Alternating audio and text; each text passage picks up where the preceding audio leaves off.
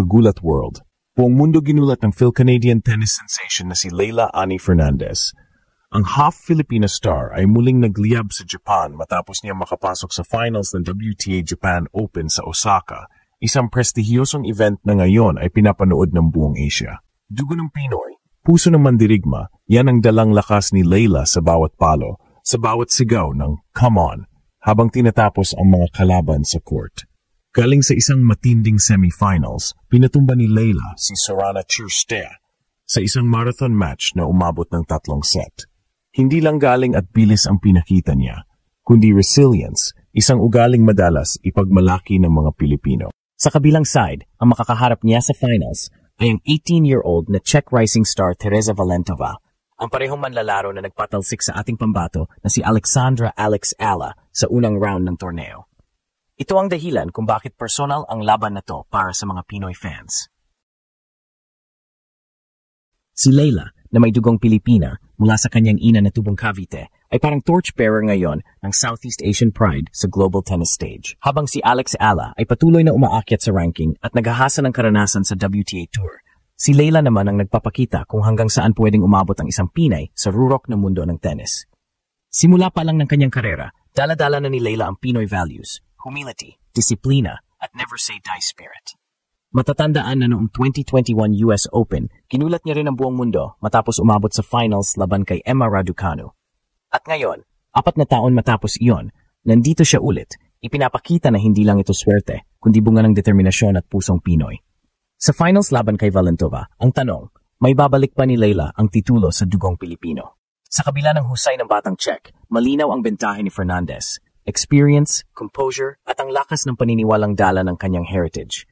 Kung si Alex Ala ang kinabukasan ng Pinay tennis, si Leylah Fernandez naman ang kasalukuyang patunay na ang dugo ng mga Pilipina, saan mang bansa ito dumaloy, ay likas na panalo.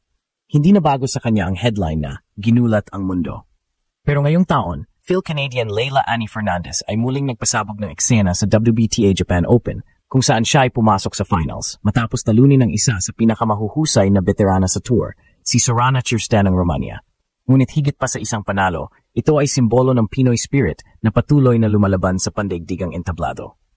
Si Leylah, na may dugong Pilipina mula sa kanyang ina na tubong Cavite, ay muling nagpapaalala sa mundo na ang puso ng isang atleta ay hindi nasusukat sa laki ng bansa kung saan siya galing, kundi sa lakas ng dugong na nanalaitay sa kanya. Habang bumabalik sa court si Leylah, dama ng lahat ang intensity ng bawat palo. Matapos makuha ang unang set sa 6-3, sinubok naman siya ni Cirstea sa pangalawang set. Pero tulad ng typical na Pinay fighter, hindi siya bumigay. Umabot sa deciding set at doon na lumabas ang trademark ni Leylah, grit, passion, at never say die energy. Sa huling puntos ng laban, nang umatras si Cirstea sa isang forehand error, tumingala si Leylah at para bang sinasabi sa sarili, "We're not done yet." At totoo nga, hindi pa siya tapos. Sa finals, makakaharap niya ang 18-year-old na Czech rising star Tereza Valentova, ang parehong manlalaro na nagpatalsik kay Alexandra Ala sa unang round ng parehong torneo. Dahil dito, naging mas personal ang laban para sa mga Pilipino. Sa social media, agad kumalat ang hashtag #PinayPower at hashtag Leylah for the win. Dahil sa pagkakataong ito, dalawang henerasyon ng Pinay tennis excellence ang tila konektado, ang kabataan ni Alex Ala at ang karanasan ni Leylah Fernandez. Bagamat lumaki siya sa Canada, hindi kailanman nawala sa kanya ang pagmamahal sa kulturang Pinoy. Madalas niyang banggitin sa mga panayam na ang disiplina at determinasyon niya sa court ay inspired by my mom's Filipino values.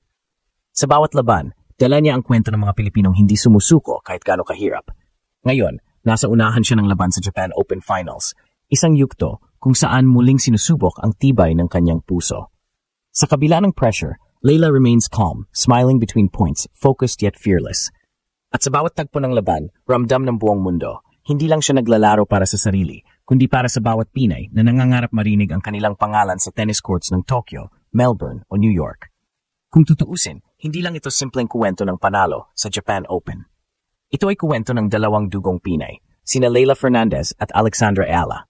Nasabay na umaakyat sa entablado ng world tennis, bawat isa may kanya-kanyang laban, ngunit isang pinanggagalingan, ang puso ng isang Pilipino. Habang si Alex Ala ay ginulat ang US Open matapos masungkit ang unang Grand Slam main draw win ng isang Pinay, heto naman si Leylah Fernandez, muling umaakyat sa finals ng isang WTA event, hindi lang bilang Phil-Canadian champion, kundi bilang simbolo ng global Filipino excellence. Sa press conference matapos ang kanyang semifinal win, binanggit ni Layla ang kanyang Filipino roots na patuloy niyang dala sa bawat laban. My mom taught me to be strong, to stay humble, and to always smile through pressure. That's the Filipino way. Ang mga salitang iyon ay agad nag-trending sa social media, sinabayan ng mga komento mula sa mga Pinoy fans. Hindi lang Canadian yan, Pinay yan sa puso. At Layla, dala mo ang lahi natin sa finals. Hindi may kakaila, may kakaibang connection sina Alex at Layla. Pareho silang mga babaeng lumaki sa labas ng Pilipinas, ngunit dala ang kultura ng disiplina, respeto at determinasyon ng Pinoy. Si Alex ay produkto ng Rafael Nadal Academy sa Spain, si Layla naman ay lumaki sa Canada, ngunit sinanay ng ama na isang dating boksingero at ina na Pinay na mahilig sa sports. Magkaibang mundo, ngunit magkatulad ang apoy, laban hanggang dulo. Kaya't nang umabot si Layla sa finals kontra Teresa Valentova, ang parehong kalabang nagpabagsak kay Ala, tila ito'y respak na dala ng dugo. Maraming Pinoy fans ang nagpost, Alex fought with heart, now Layla fights for pride. Isang simbolikong laban, hindi lang para sa titulo ng Japan Open, kundi para ipakita sa buong tennis world na ang mga babaeng may dugong Pilipina ay hindi basta-basta sumusuko. Sa bawat rally, bawat sigaw ni Layla ng Let's Go, ramdam mo ang halo ng Canadian technique at Filipino grit. Kahit underdog, dala niya ang kumpiyansang likas sa mga Pinoy, yung ngiting kahit natatalo, hindi bumibitaw. At yun ang dahilan kung bakit patuloy siyang minamahal ng mga fans sa Asia. Ayon sa WTA Insider, Layla's game is full of joy and fire, just like her heritage. At habang tumitibay ang pangalan niya sa global rankings, lumalakas din ang tinig ng mga kabataang Pinay na gustong sumunod sa kanyang yapak. Ngayon, habang papasok si Leylah Fernandez sa final showdown laban kay Teresa Valentova, hindi lang siya dala ng Canada. Dala niya ang Pilipinas, ang Asia, at ang inspirasyong nagsimula sa dugong Pinay.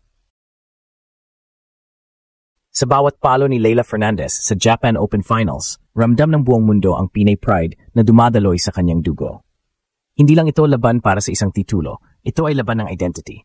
Ang bawat sigaw niya sa court ay paalala na kahit saan ka man dalhin ng kapalaran, hindi nawawala ang ugat ng pagiging Pilipino. Maraming Pinoy ang nagkomento online. Si Layla, parang si Alex Ala, parehong galing sa ibang bansa, pero pusong Pinay. At totoo na, sa panahon ngayon, sina Alex Ala at Leylah Fernandez ang dalawang mukha ng modernong Pinay athlete. Matapang, world-class, at hindi kailanman natitinag sa pressure. Win or lose sa finals, panalo na si Layla sa puso ng mga Pilipino. Dahil sa bawat serbisyo, bawat tawa at bawat luha ng pagod, ipinakita niya kung gaano kalalim ang ugat ng Filipino spirit. Sa huli, hindi lang siya Phil-Canadian tennis star, isa siyang babaeng may dugong Pilipina na nagbigay ng inspirasyon sa buong mundo. At kung may mensahe man ang kanyang kwento, ito'y malinaw. Ang dugong Pinoy kahit saan dalhin, palaging lumalaban.